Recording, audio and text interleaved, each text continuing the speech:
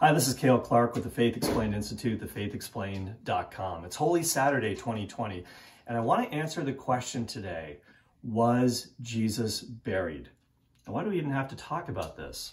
Well, a few years ago, a very skeptical scholar by the name of John Dominic Crossan, who was also an ex-Catholic priest, proffered a very, very bizarre theory about what happened to Jesus' body. He thinks that Jesus wasn't even buried, much less bodily resurrected. He said that when Jesus' body was taken down from the cross, it was simply thrown into a ditch where it was then eaten by wild animals. Now, is there any basis in fact for this? The answer is unequivocally, no way. No way. There isn't a chance in the world that Jesus' body did not receive a proper burial that evening before sundown. Now, how can we know this? Well, first of all, I will grant John Dominic Crossan this. During times of war and insurrection, when the Jews or others were rebelling against their Roman overlords, the Romans would have no mercy, and sometimes they would crucify people by the hundreds and leave their bodies hanging on crosses, sort of as a public warning, don't try this again, and their bodies would be picked at by birds of carrion or wild animals. But that didn't happen to Jesus. Why? Because it was peacetime. There was peace between the Jewish religious leaders and the Romans. We know this from looking at the Gospels. The high priestly establishment are in cahoots practically with Pilate, collaborating on the death of Jesus. And they did in other ways too. But here's the thing. During times of peace, there is no way the Jews would there's no way the Romans would offend Jewish sensibilities by not obeying their burial practices. Think about it. It's Passover time. There are tens of thousands of Jews who have streamed into Jerusalem to celebrate the feast. The population is way higher than usual. Pilate is not going to risk a rebellion on his hands. Now, how can we know this? Well, Pilate was kind of, he was being watched by his Roman masters because he'd gotten into some trouble earlier on in his career. In Luke chapter 13, Jesus references a time where Pilate mixes the blood of some Galileans with their sacrifices. That sounds like a grisly incident. And before Jesus' public ministry began, Pilate had stolen some money from the temple treasury and tried to use it to build aqueducts from Solomon's pools. And when the Jews came to Pilate demanding the money back that he had stolen, he sent soldiers into the crowd dressed in plain clothes who then pulled out daggers and started stabbing the people. And these sorts of shenanigans had him on a tight leash, believe me. There is no way Pilate is going to risk a riot. Because listen, if you're a Jewish person in Jerusalem for the Passover, even if you're not a fan of Jesus, even if you don't think he's the Messiah, you are not going to be okay with his body, being thrown unceremoniously and eaten by wild animals after the crucifixion. It would have had to have been buried by sunset, even if he was a criminal. The archaeologist Shimon Gibson, who I worked under in Jerusalem on an archaeological dig, writes about this, and he's quoted in Greg Manette's book, The Wrong Jesus. He talks about this. Let me just find the passage.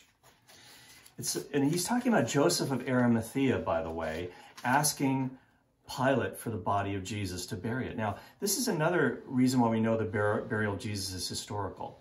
The gospel writers are not going to admit that Jesus' own followers, Peter, John, and the like, didn't give Jesus a proper burial, but a member of the Sanhedrin did, the very council that condemned Jesus to death.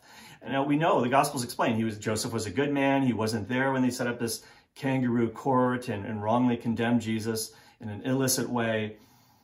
But it doesn't matter. It's super embarrassing for them to admit that a member of the Sanhedrin actually gave Jesus a proper burial, donating his own tomb to do it.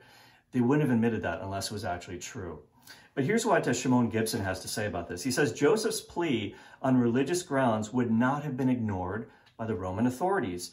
Josephus, the great Jewish historian, testifies to the fact that the Romans didn't require their Jewish subjects to violate their religious laws. I surmise, Shimon Gibson says, he would have argued that respect be accorded to the executed man based on the prevalent Jewish custom of the time.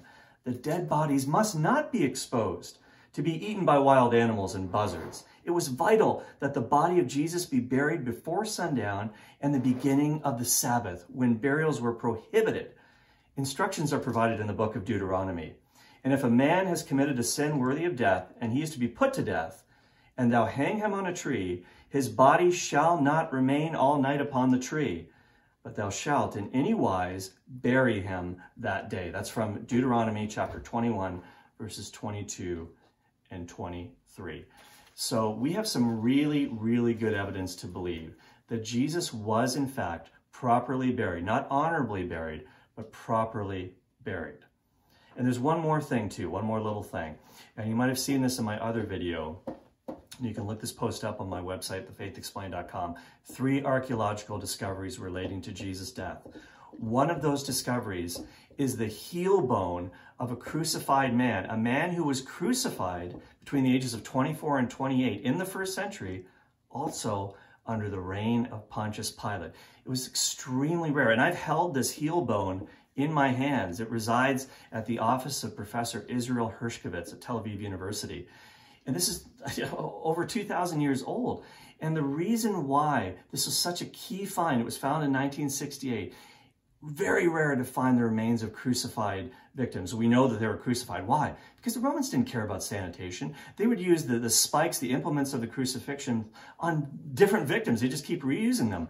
But this guy, the spike of the crucifixion was still lodged in his heel bone, because somehow, whether it hit a knot in the wood or perhaps the limestone of the pavement, it fish hooked and they couldn't extract it. So he was just buried with the spike in his heel. Not an honorable burial because he was considered to be a criminal, but yet a proper burial. So there is evidence for crucifixion victims being properly buried under the reign of Pontius Pilate. And that shows it right there. So yes, we can be very, very confident in the burial of Jesus. And tomorrow we'll begin speaking about the evidence for his resurrection. For The Faith Explained, I'm Cale Clarke.